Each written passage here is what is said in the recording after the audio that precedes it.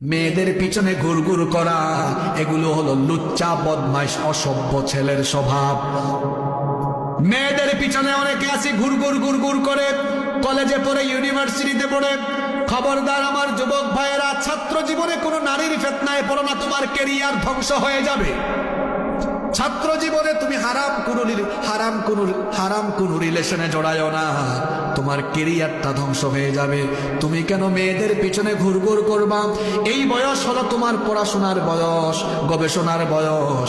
এই বয়সে পড়ার টেবিলে মনোযোগী হও, গবেষণায় মনোযোগী হও। আজান হলে নামাজে চলে যাও। যদি তোমার পড়াশোনায় গবেষণায় মনোযোগ থাকে, ক্যারিয়ার সুন্দর হবে।